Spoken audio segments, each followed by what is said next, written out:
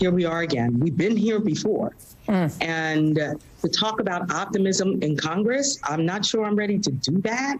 But I will tell you this, that we, the parents and teachers and educators and the students themselves, are rising up, and we're saying no more, no more. And we are not going to be distracted by talking about arming teachers or fortifying schools so they're not conducive places to learn, or conflating this with mental illness. We know what this is about. This is about gun violence, and we need laws to protect our students from those guns.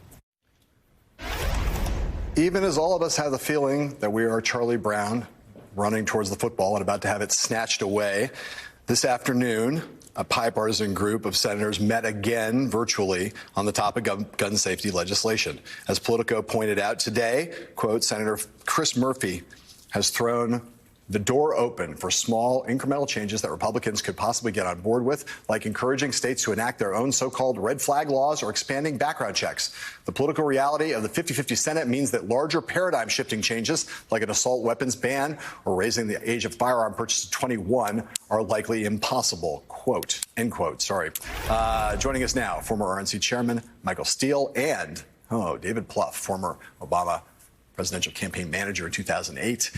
White House senior advisor. Both of them are MSNBC political analysts. Guys, tell me, here's another thing from Politico, David. I'll start with you. And I just mentioned Charlie Brown. Weary and doubting, gun safety activists try to trust the Senate. Activists like the Sandy Hook shooting survivor, Cindy Carlson, say that she and her fellow organizers will take the long view no matter what, working to elect more pro-gun reform Democrats. I have that glimmer of hope, but I'm also clear-eyed, said Carlson, a Sandy Hook librarian who now leads Newtown's local chapter of Moms Demand Action. Even if we don't have this national cathartic bill passed on the Senate floor, if you look in towns and municipalities and states, small things are changing. Ordinances are changing. Public safety laws are changing. You're about as much of a political realist as anyone I know. So give us the realistic take here about what's possible. Well, I think it is right and proper to be deeply skeptical.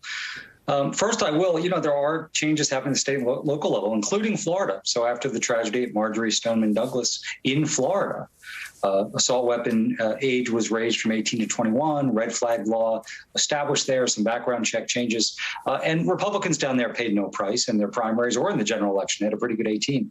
So, there's evidence that, you can have some courage here. I would say that, just doing red flag laws and background checks doesn't meet the moment, but it's certainly better than no progress.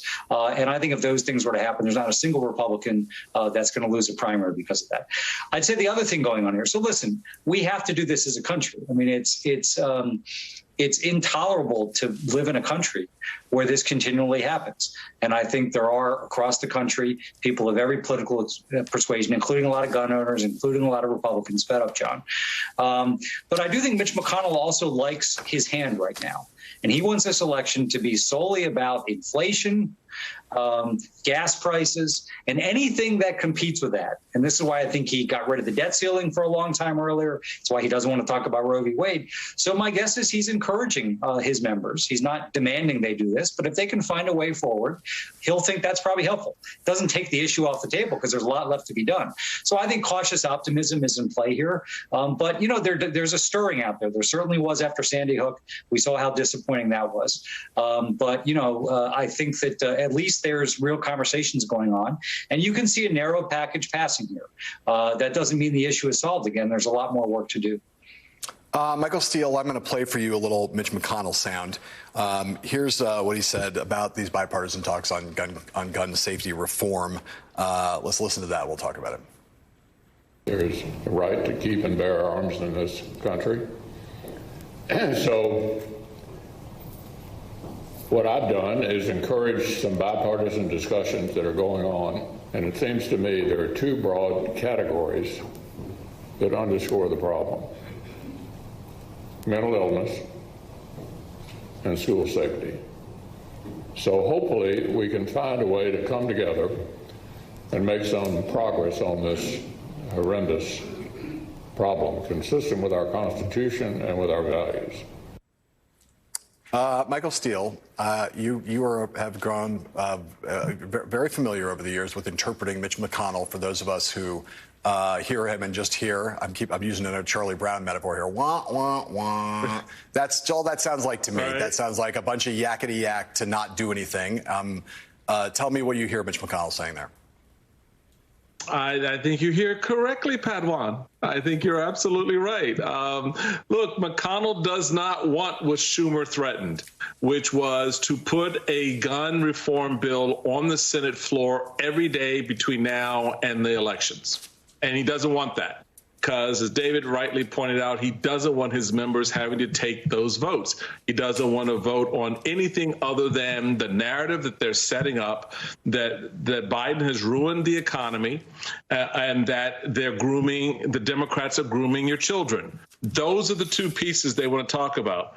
So in McConnell speak, if you really want to talk about guns, then we're focused on the two main most important aspects of this debate, and that's going to be school safety, and that's going to be something other than guns itself. Right. So the reality of it is, we can do red flag laws and we can do and mental health and school safety, and that'll be it. And I think the goal is to see, if they can run a little bit more clock. Right. Because you're not going to get anything that the Senate will come back into session next week and boom, there it is. B, if you can't run as much clock as you'd like, at least you have the bare minimum on the table to vote. So when the Democrats balk, which is obviously a hope, then you can step back and say, look, dude, we gave you a bill. You just didn't want to sign it. And we've heard this before. We've seen it before, from the January 6th committee to voting rights, and the filibuster, all these other pieces where the Republicans were seemingly up against a wall. They've moved a half inch and cried foul when the Democrats said, wait a minute, that's not enough.